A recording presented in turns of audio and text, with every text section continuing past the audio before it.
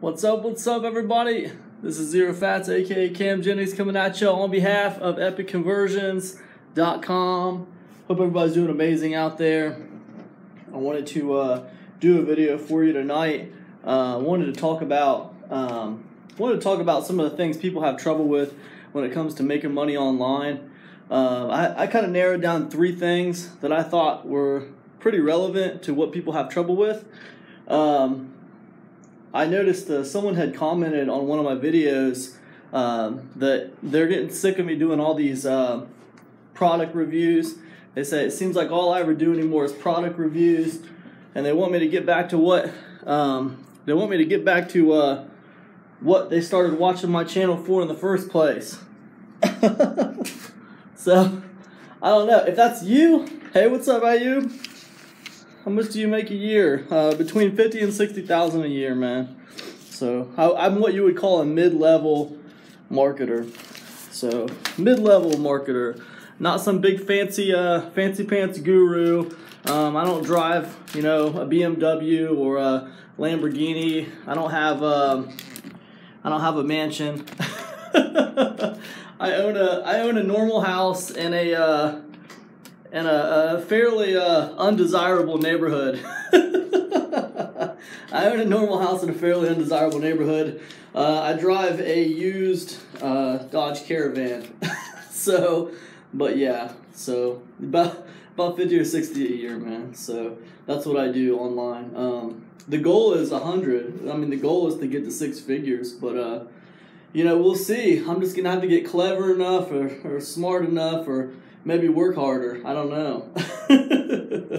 But if you guys are out there and you're not making 50 to 60,000 a year with the internet, then there's a good chance I can probably help you a little bit. So, but anyways, I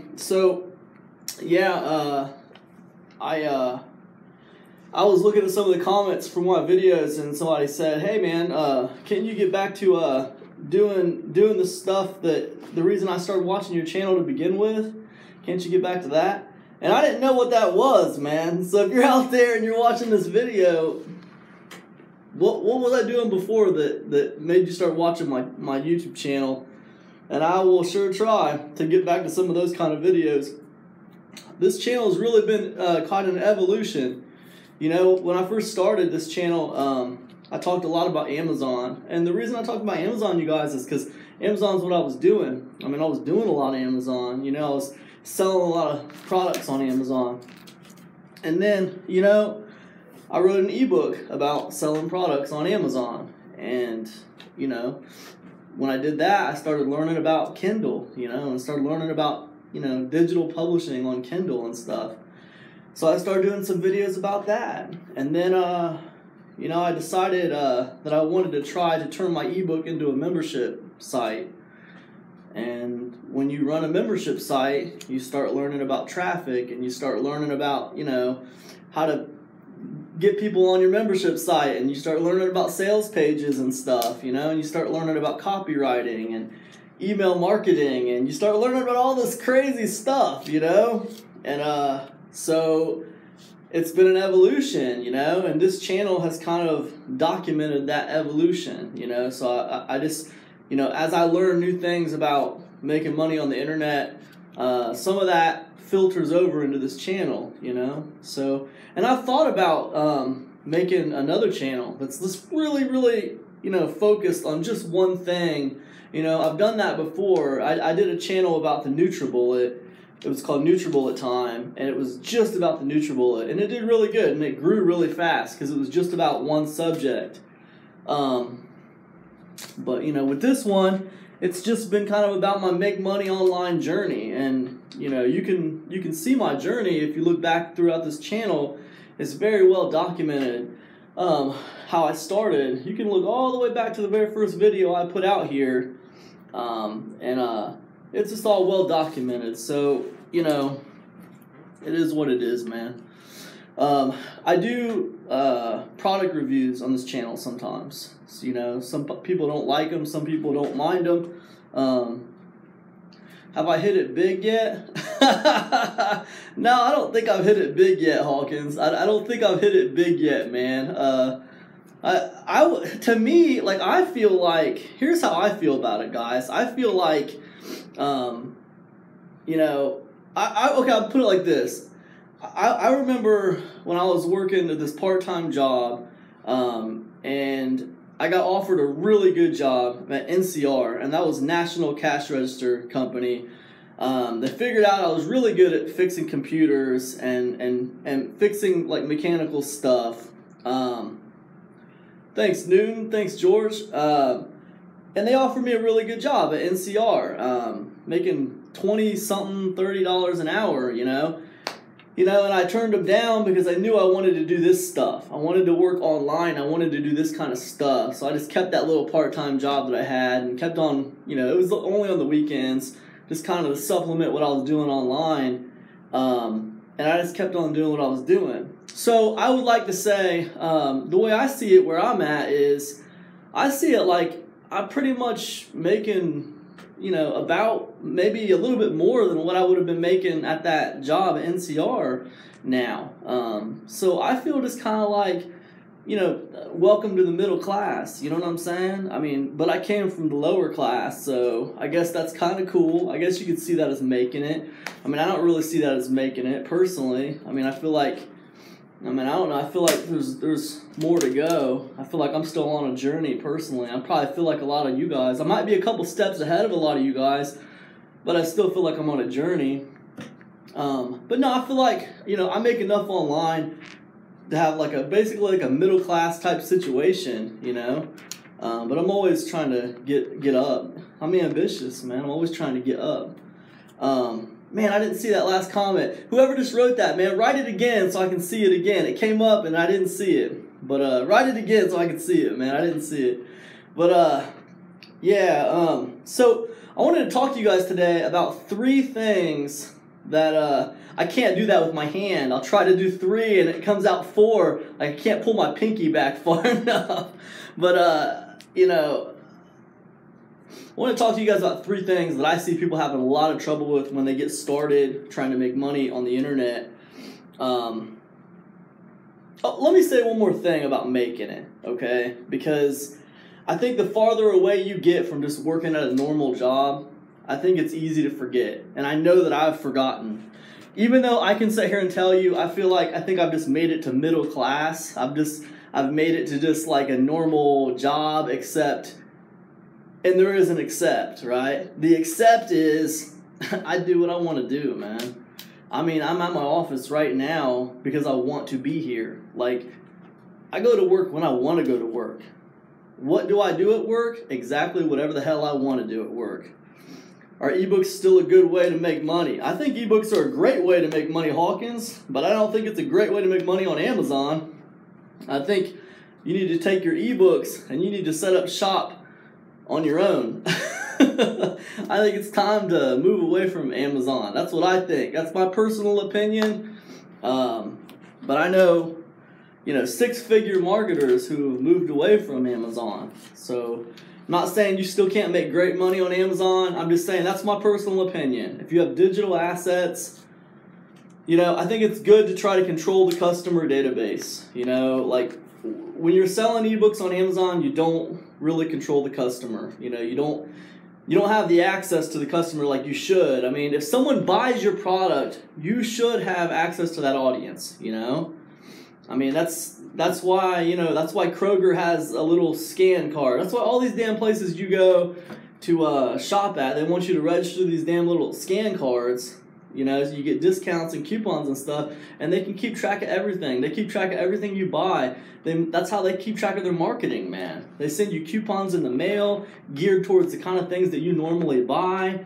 The little coupons that spit out in the machine are geared towards the stuff you normally buy. That's how they market, right? And that's how they extend the life of their customer, right? It's hard to do that on Amazon. It's really hard to do that on Amazon because you can't email your customers. So, I mean, I'm not saying don't use Amazon. I mean, if it's working for you, keep using it. But what I'd say is if Amazon's working for you, I would start putting things in your books that would draw people off of Amazon and help you put them on an email list. Like the audiobook version of that book, you know, or like a bonus chapter or like a bonus module, something, man, something. Get them off of that platform and onto your email list, right? I find that the email list is the core of my business, okay? In 2016, you know, now I can say that same for 2017, but I don't have the exact numbers. But I know over 80% of my revenue transactions were generated by email in 2016. You know, I'll know about 2017 when I do these damn taxes here in a couple months. But, you know, I can tell by looking at my profit loss statements that it's going to be the same thing. You know, a lot of money is generated by email, you know, and you know, it's your job to get out there and audience build. It's your job to get out there and, you know, pull people around you who are interested in the same subject that you're putting content out there about. And it's your job to put those people on an email list, because that's the core of your business, not the blog, not the website, not whatever product you're putting out there, but your actual email list is really the core of the business. So that's my opinion. That's what's been true for me. I mean, you know, I didn't start out feeling that way, you guys. Experience is talking to you right now. This is experience talking to you. I used to think like the blog was the core of my business, or I used to think my website was the core of my business, but it's not. I mean, it's just not. So, but anyways, yeah, so 3 things that really seem to hurt people, you know, when they're trying to get started. And the first one is focus, right? People have trouble, you know, focusing on just one project, right? One thing. Like, they start projects and then they don't finish projects, and they buy something else and they move on to that thing, and then they get like halfway through that and they don't finish that. And like, they never take their projects to money, right? And like I say, like, if you buy a course about like membership sites, or if you buy a course about, you know, building an email list or whatever, you know, whatever you're buying, like you need to look at that like a project, and you need to take that project to profit. You need to take it to completion and adjust it as you go and get it to making money, right? That's what you need to do. And a lot of your energy needs to be focused on that project. One way that has helped me to be focused on my projects, because guys, look, I'm not just, you know, I understand being distracted. There's a lot of distractions in the world. I mean, I understand having other shit to do and wanting to play Skyrim and wanting to, you know, hang out with your family and go to birthday parties and all kinds of crazy shit. I mean, I get it, but you know, it's just like, you know, you kind of got to want it, you know? You kind of got to just really want it. I think sometimes you got to be a little obsessed about it. But one thing that I found that helps me is, like, before I go to bed at night, I will plan, like, what I want to get done for tomorrow. And I think a good thing to do is to start with one thing, you know? You got your project that you're trying to get done, like, just one thing to move that project forward, right? You need to move it forward every day. So what can you do that's going to move that project forward? And I don't mean like what can you read, all right? Reading is not productive, all right? I'm talking about like real deal productive shit that's going to move your stuff forward, not just like reading another chapter of this educational training or whatever. I'm not talking about that. I'm talking about, you got a project going, what can you do to move it forward? Whether that's writing emails for it, whether that's, you know, writing the sales page for it, whether that's, you know, completing, you know, module 1 of it or whatever. What can you do to move it forward, right? One thing a day, right? Plan it the night before, and the night before when you plan out what that thing's going to be, also like time block it. Like, say, give it an hour, okay? Just say, okay, from 10 to 11 at night, I'm going to be doing this, right? And that's going to move my project forward, right? I'm going to be working on my sales letter from 10 to 11 tonight, and that's going to move my project forward. Give it time. I mean, if this means something to you, like if you want to be an entrepreneur and this is all you want to do, give it the time it deserves, okay? Give it an hour a day. Give it 2 hours a day. Block the time, and like before you hit that time, you already know what you're going to be working on during that time. Don't get distracted on Facebook, right? It's easy to get distracted on Facebook Or like Instagram's a big one now. Like I know my wife, she likes to hang out on Instagram. I don't really do the Instagram thing, but if you do the Instagram thing, I get it. I mean, I know it's easy to get distracted on Instagram and stuff, but hey man, I say, take your phone, put your phone away from you for a little while, and just like in that little time block, just focus on moving the project forward and getting it done. Okay, don't focus on anything else. Just focus on getting this project to completion. Set a completion date, right? Set a date for when this project needs to be done, right? Map out when you want it done. Here's when I want it done. I should be seeing profit by this date, all right? This is when I want the project done. This is when I want to see profit on the project. So when you get to the completion date and you're not done, that's okay. You don't need to be stressed out about it. You need to reevaluate what needs left, what's left to be done, and then set another completion date. Set a secondary completion date, and get it finished. That's right. See, because like with the completion dates, setting completion dates and stuff, it's not really about like stressing you out. They're not there to stress you out. They're there to push you forward, right? They're there to push you forward at a pace. And if you're getting stressed out about having this date set that you're supposed to be done, I mean, then you're betraying the integrity of that completion date. Don't worry about it. Just move forward. Do your time blocking. Block an hour or two a night. Have your thing planned the night before, what you want to work on, and just move it forward. Just the key is 3 words: keep moving forward. That's it, right? Have your completion date. Keep moving forward. Get it done, right? What's up, Sam? Big Sam in the house. So that's focus. People have trouble focusing on their projects and getting them done. Guys, listen, it's understandable that you have trouble. Listen, it's no mistake. I mean, it's understandable that you have trouble focusing, right? The reason you have trouble focusing is because you have people like me emailing you every day, right? Like, I told you before, I make $50,000 or $60,000 a year. 80% of that comes from email transactions, right? So I have to be pretty good at getting your attention in an email inbox. Like, there's people out there who are even better than me. Like, there's people out there making 6-7 figures a year, right? And I guarantee you, a lot of their financial transactions are coming from email, right? So how good do you think they are at getting your attention and getting you interested in what's happening in the email? They're pretty good. And they're going to send you to offers with really good sales pages that are designed to inspire you, man. They're designed to motivate you, right? And they're designed to get you to hit that buy button, right? And there's nothing wrong with that. It's cool. There's 1,000 ways to make money online. All those products that you buy could most definitely help you. But the truth is, you don't need them all, man. I mean, how many courses on traffic driving do you need, right? Because I promise you, you probably just need one really good source of traffic and you're good to go. Right? How many courses on social media marketing do you need? Because in my experience, you really only need about one social media platform and just really learn how to master it and blow it up.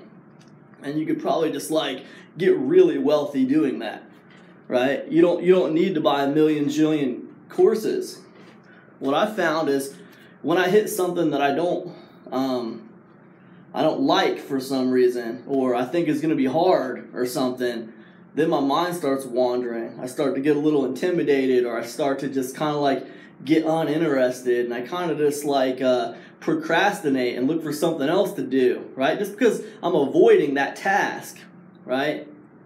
Every project that you try to do, every book that you try to write, every course that you try to make, everything that you try to do that you want to profit off of is going to have areas in it where like you're not that into it. It's not something you really want to do. Like right now, today, I just launched a course. It's called Cloud Money, a white trash guide to producing wealth on the internet, right? And all this week, man, I've been like recruiting affiliates for the course, people to help me promote the course, right? And let me tell you guys something. I mean, I hate recruiting affiliates, dude. I mean, I hate doing it. It's like it's the worst ever thing, dude. You know what it feels like, man? It feels like going around to every single neighbor you have within like a 10-block radius and asking for a cup of sugar. Like, ask everybody. You're going to everybody's house asking for a cup of sugar, man. I hate asking people for things. It's annoying. I hate doing it, man. I'm like one of those solo soldiers, you know? Like, whenever I played, like, the MMOs, like the massive multiplayer online games, like World of Warcraft and EverQuest and all that crap, like, whenever I played that stuff, like, I always went by myself. Even though it was obvious that they wanted everybody to team up in groups to keep you on the game longer and to keep paying the monthly fee, like, I always just wanted to do everything myself. I just wanted to go off by myself and try to fight the giant dragon. Like 10 people were supposed to join a group to fight, but I'm trying to fight him by myself. Like, it made no sense. But that was me, and it's still kind of me today, man. I hate asking for help. So, but the point is, it had to be done, right? It had to be done for me to move the project forward and to get to launch and to make the product like profitable as it could be, and to make it good. Like, I had to do that, right? So, stay focused, guys. Stay focused. You know, schedule the night before, time block. Move the sucker forward. Don't get distracted in your email inbox, because there's always going to be another way to do something coming along, and it's cool. There's nothing wrong with it, but if you mess with it, you're gonna fall off task, and you gotta stay on task to move your project forward. So, the second thing that I get a lot of is people saying that they don't have any experience. So it doesn't seem like it makes sense for them to make a course about anything because they haven't done anything. They haven't experienced anything. They don't know what to do. They're newbies. And it just doesn't make any sense for them to make a digital asset or a blog or a YouTube channel to talk about anything because they don't know about anything, right? And I would say to that, most things that we do are outsourceable. Like, we can outsource most things. So experience is no different. You can outsource your experience as well. You know, like if I wanted to make a product, you know, and it was going to be about, you know, if I wanted to make a product about, you know, well, hell, I can't think of anything good right now. Dating. If I wanted to make a product about dating, you know, I don't know a whole hell of a lot about dating, to be honest with you. But, you know, if I wanted to make a product about dating, I would outsource that experience. And the way you outsource the experience, you guys, is you interview experts, right? You go out there and you find experts to interview. And that interview then becomes the content for your product. So, you know, if it was me and I wanted to do a product about dating, I would go out there and find experts on dating, like people who are really good in the relationship niche. I'd find bloggers. I'd find people who do YouTube channels and give advice on dating. You know, I'd find people who do podcasts and give advice on dating. And I'd reach out to those people and see if they'd be up for like a 15, 20-minute interview with me. And I'd use those interviews for content, right? And this is how you outsource experience. And it's a free way to outsource experience. And there's not a lot of things you can outsource in this world that is free, right? And you might think, well, why would they do the interview for me, right? And well, it's all about spreading their audience, okay? Some of them are going to say no. Some of them are going to say yes. That's a business decision. That's their business decision to make. But you, as a business person, have to offer it, right? It's your job to offer. It's their job to accept or refuse. The fact of the matter is, if you're doing a product and you're going to put their interview in your product, here's one thing, right? You give them the ability to promote anything they want to promote in the interview, okay? So what this is going to do is it's going to get their face and their message and their brand in front of paying customers, okay? Their brand is going to be in front of paying customers because that interview is going to go in a paid product, and that's powerful. You give them the right to pitch on the interview. As long as they're providing value in the interview, they're okay to pitch. Okay, it's cool, right? And this is the win-win situation, right? You get the valuable interview with the expert. They get the ability to expand their customer base and extend their audience, right? And it's valuable because they're paying customers. The only people who are seeing the interview are people who are already proven to spend money on the internet and they care about this subject. So it's a good situation for them. It's a good situation for you. Now, if you're doing like a YouTube channel and you just want to do like free interviews, then it's simple audience expansion, right? They get to expand their audience, right? So they get their face and their brand on another YouTube channel. They get to pitch their YouTube channel or their website or whatever, and you get cool content for your YouTube channel or your blog or whatever, right? In either case, you're outsourcing experience, and it's win-win. You got to create win-win situations. Like, that's the triple win. The viewer or the customer wins, the person who you're interviewing wins, and you win. And that's a triple win. And whenever you get a triple win, man, usually you can make money. All right, that's how that works. So that's experience, right? People who worry about experience, I say outsource the experience. But then the other thing I would say is don't just outsource the experience.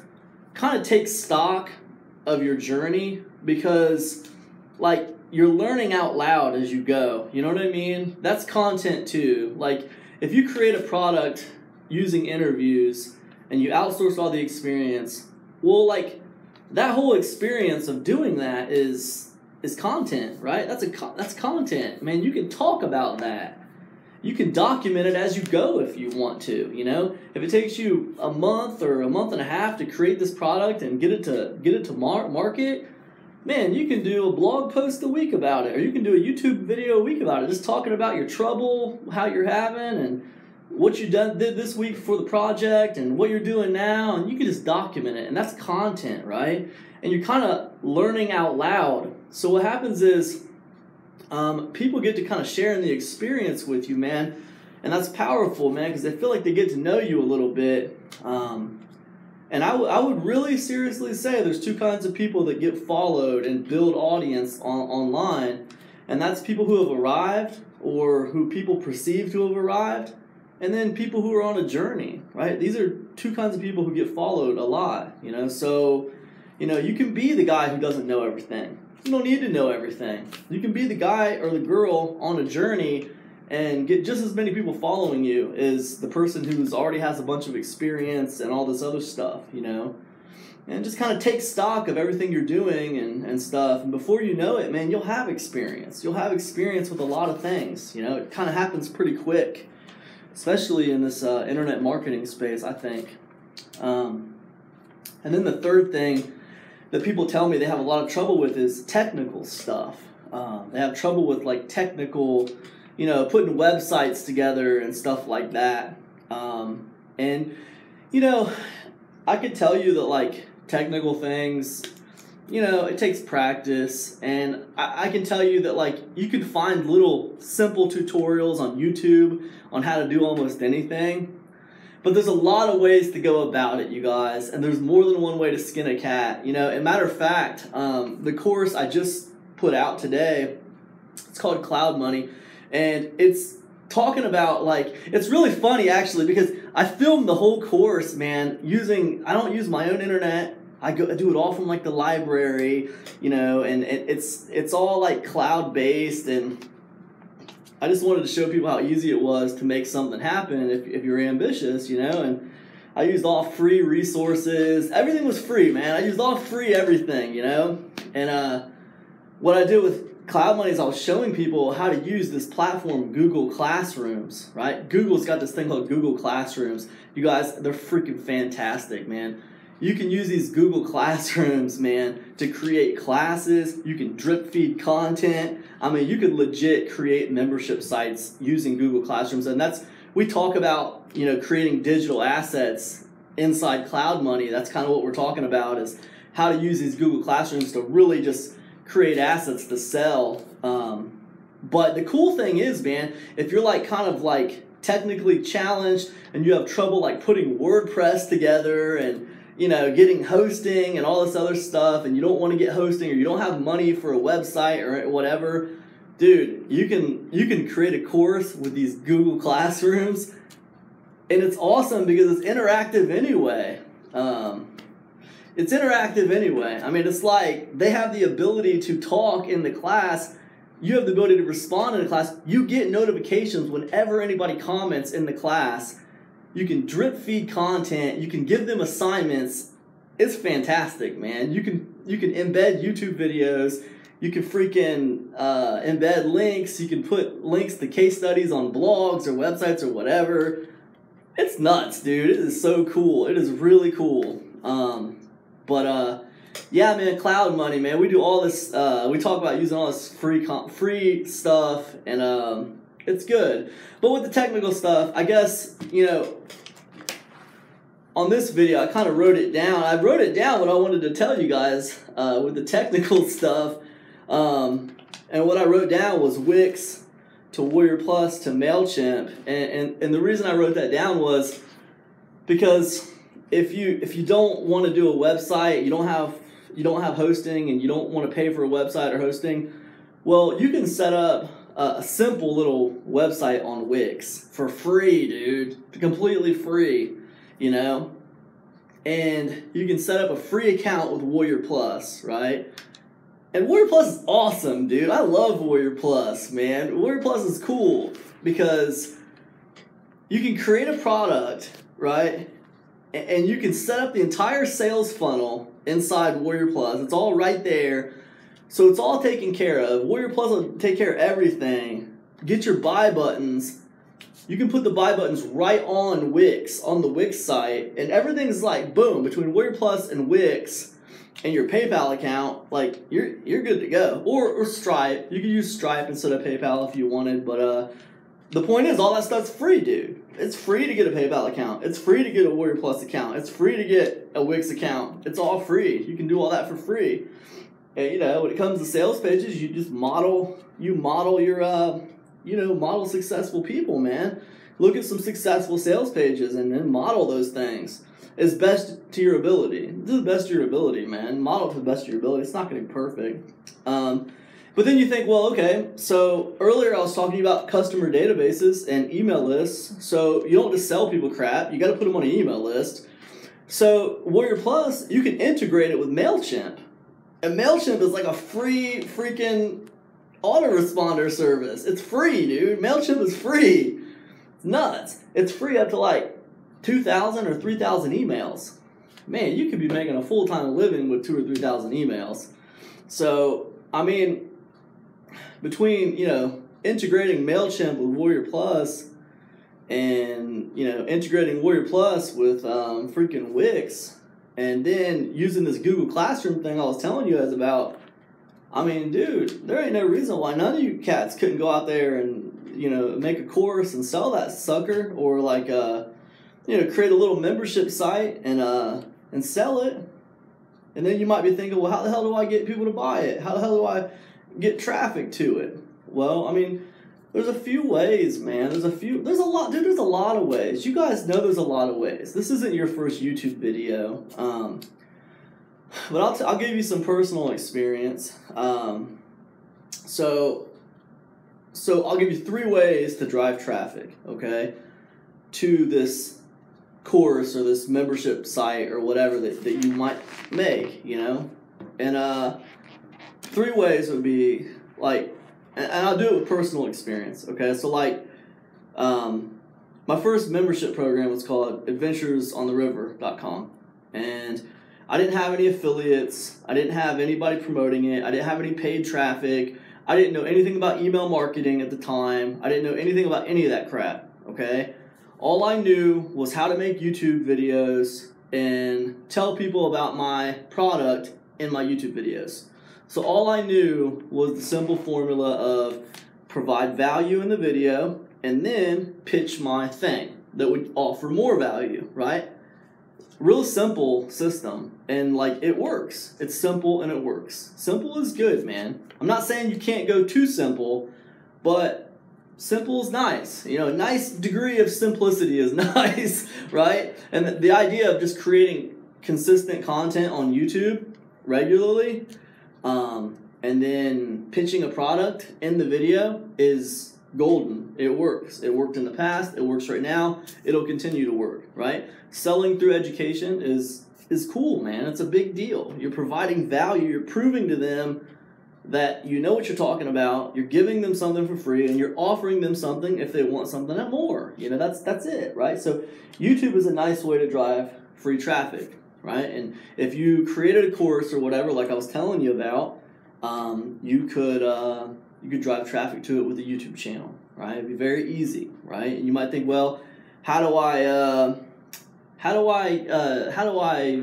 the hell am I going to do on YouTube? What do I write about? Let's say I do this dating course you're talking about, and I outsource all the experience, and I do all this stuff, and how I don't know anything about dating. How the hell do I make a YouTube channel about dating? It's an interview course to begin with. How do I get around that? Well, there's a few ways, man. You could create a YouTube channel, and you could do more interviews on the YouTube channel, and then quick interviews, right? And the YouTube channel, the interviews quick, man. 5-question interviews, dude. Not big long ass interviews like. I've in the past I've done big long ass interviews. They don't work, all right? People don't get all that content. You might have an hour of the best content ever in this interview, and no one's gonna hear it, dude. What good is the best content ever if nobody hears it, if nobody sees it? It doesn't do any good, right? So you got 2 choices. You can either do quicker interviews like 5 questions and then pitch your thing, or you can take the big long interview and you can break it up into multiple videos, right? 1 question, 1 answer is a video, and then you'll have the the subject, whatever that topic was about, that's what the title of the video would be. You know what I mean? So that's what guys, if you're watching this and you're enjoying the stuff I'm talking about, I'm kind of rambling on, but I hope I'm providing value. If you like this, man, smash that like button, man. It helps me out a ton. If you know anybody who this video might help, share this video with them. Maximum respect and most appreciated. I appreciate you guys watching the videos. I've been doing YouTube for a few years, and I really appreciate all you guys who stuck with me all these years doing YouTube. I don't do YouTube because I have to do YouTube, you guys. I do YouTube because I like to do YouTube. I love helping people for free. I love just providing value for people and stuff. It's what I like to do, man. It's just something I like to do. When I don't like to do it anymore, I'll just stop doing it. Anyways, yeah, so that's what I would say. So that's one, right? YouTube, right? That's a good, nice, free traffic source. The trick with YouTube, you guys, is you gotta be consistent with your content, right? You can't just, you can't slack off with content. You gotta put yourself on a content schedule, man. You gotta be like, all right, dude, every single Monday I'm gonna put a video out. That's it. Monday is my day to put a YouTube video out, all right? Now, you guys, you can do production blocks with YouTube, right? You can set in your room, and you can have a list of topics. And you can do you can bust out 10 or 15 videos if you want to. And then you can just put 1 out a week for the next 10 or 15 weeks or whatever, and you're good. But you don't have to just record a video every single Monday or every single Monday, Wednesday, and Friday or whatever. Some of the best people that I've talked to who do YouTube, they do production blocks. They will actually record more than 1 video at a time. They'll record a bundle of videos, and then they'll have a stockpile of videos, and they'll just put them out 1 or 2 a week, and that's how they stay really consistent with their video production. Excuse me. So that's what I say about YouTube, right? When it comes to the second traffic source besides YouTube is one that I've had a lot of luck with is Facebook.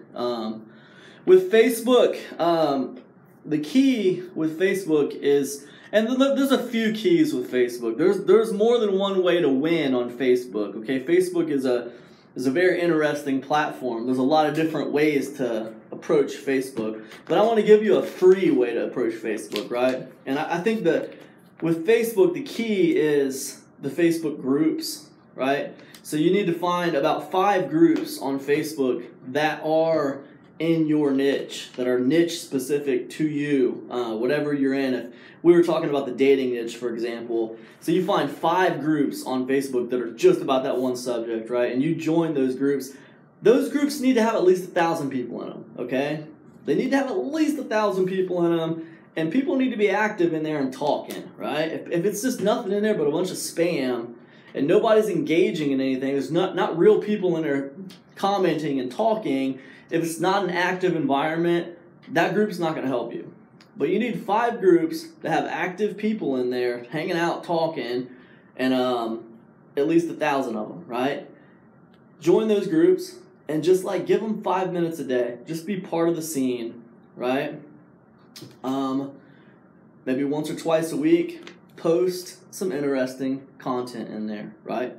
Something that's actionable, that can help people in your niche, like, you know, if you're in the dating niche, like, you know, a surefire way to get any girl's phone number ever, right? Or let me tell you this story I heard from this guy who told me, you know, how he could get any girl's phone number ever. Basically what he did was blah, blah, blah, blah. And just write the post. Just write a simple pure share text post, right? And just help them in the group, right? And you think, well, what the hell good does that do, man? That doesn't drive any traffic. So what you want to do is you want to, you know, put breadcrumbs on your profile. Like your profile banner will have like a link to whatever you want it to have a link to, like just like so they can see it up there. And then like your place of employment and your profile will be like a Facebook fan page, and that fan page will have like links like pinned to the top to your squeeze page or whatever you got out there that you want them to drive traffic to. And these are kind of like breadcrumbs on your profile. So in the groups, you're not actually spamming, you're just helping, but your name is a link, you know? And everyone's got the name on Facebook. So what happens is, you know, you're just hanging out, you're giving them 5 minutes a day, you're being a part of the scene. When people respond positively to something you say, or you respond positively to something someone else says, you friend request them. You know, no more than 5 or 10 of these a day. No more than like 5 or 10 friend requests a day. Facebook will get you. They will slap you. They'll put you in Facebook jail. Like, so you got to be careful. You can't just spam. But the ideal here is you're trying to build a friend list. You're trying to build a bunch of friends around you who all care about the same thing. That's the goal, right? Like, man, I have like 3,000 or 4,000 friends on Facebook right now, and they all care about making money online. That's all they care about, dude. So that's really powerful, because once you get that many friends, like, now your timeline, it just becomes like a pulse for the market of your niche, right? Your timeline is just all about the stuff. Everyone's talking about the same subject on your timeline, and you really kind of get a feel for the pulse of what's happening in your space. And it's helpful, man. It's cool. Yeah, and this will trickle people back to your stuff. And the idea is to trickle them back to your email list, right? Because we all know, like I already told you guys, that's where majority of your transactions are going to happen, on your email list, right? No matter what everybody says, I don't care what anybody says, the majority of people's transactions are happening on their email list. And that's just the way it is. You know, Facebook is good for audience building. It's good for traffic driving. It's not that good for direct sales. I mean, unless you're doing paid advertising on Facebook and sending traffic directly to an offer, then you'll get some sales if you're shoving a lot of money at it. But as far as like free traffic on Facebook, like, I don't see a lot of sales directly promoting on Facebook. Facebook works much better for me. I'm just speaking from personal experience here. It works much better for me as an audience building platform, and like to pull people around me and to kind of filter them back to my email list. And that works really, really good. One exception to that is I will find that people do reach out to me for coaching on Facebook. So I will say I've gotten some coaching clients with Facebook, but still, dude, generally most of my coaching clients, most of my transactions will be people hitting me up by email. So I don't know. I think that's a mentality, man. I think people go on Facebook to interact, and it's a great place to warm people up and to get to know people.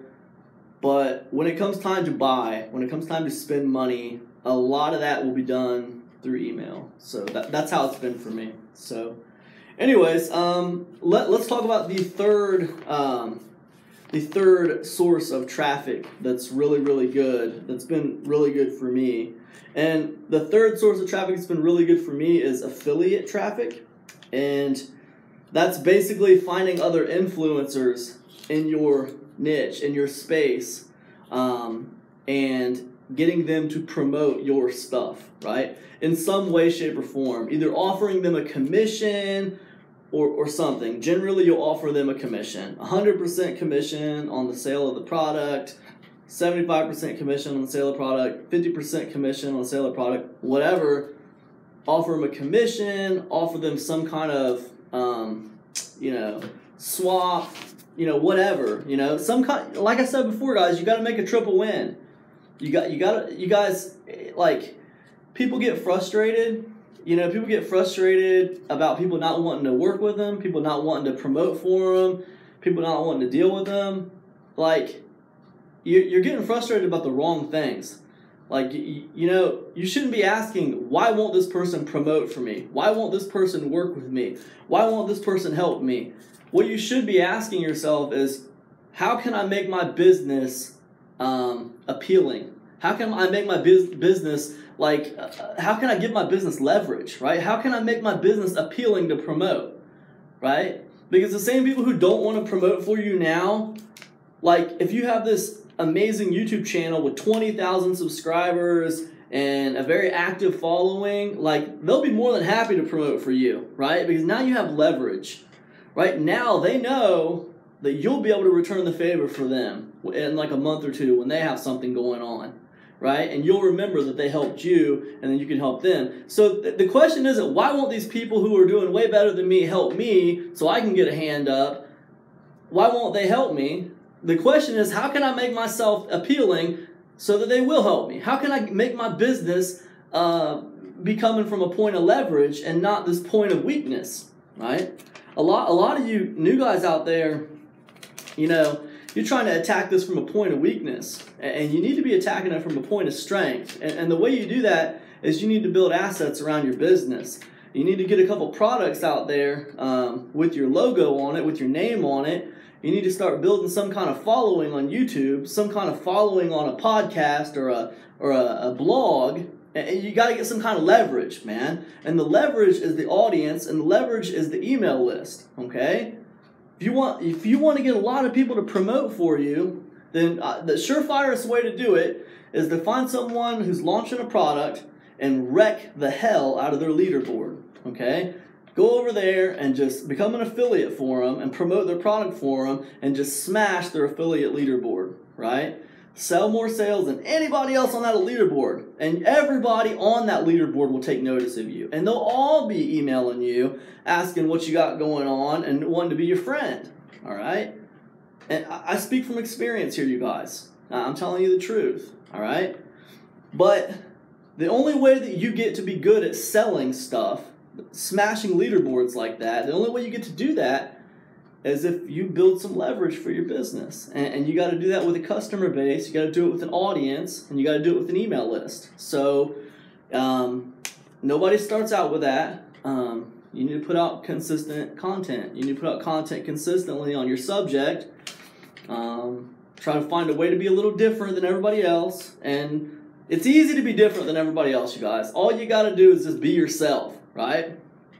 That's like the hardest thing in the world for people to do, is just to be themselves on camera, or be themselves when they're trying to write a blog post, or to be themselves when they're trying to talk on a podcast, and like they think people are listening to them, and they're trying to be like email marketing experts or something. It's like, no, dude, you don't have to be an email marketing expert. You just have to be you, right? Because you can create separation just by being yourself, and you don't have to be an expert. You can be the guy who's learning out loud. You can just be documenting your journey, but you can be publishing consistently while you're doing it. And I'll tell you something, publishing consistently is it goes a long way, and it'll forgive a lot of mistakes. So anyways, yeah. I've rambled on for like 50 minutes, you guys. I hope you guys have enjoyed this, man. You know, I've enjoyed sitting here just talking to you guys, being real with you guys. I just released a new course called Cloud Money, a white trash guide to producing wealth on the internet. And if you guys are interested in that, and I think you all should be if you're new and you're trying to make money on the internet and you're not sure where to go, I definitely think this course would help you. It's under $10 all week long here, and I'll put a link to it in the description. All right, so anyways, I thank you guys for hanging out with me, and I'll see you guys in the next one. Hit me up. Let me know what you guys want to hear about, man. What kind of videos do you want me to make? What kind of videos was I making back when you started watching my videos? What do you want me to talk about besides promotions? Let me know. All right, man. I'll see you guys. Peace.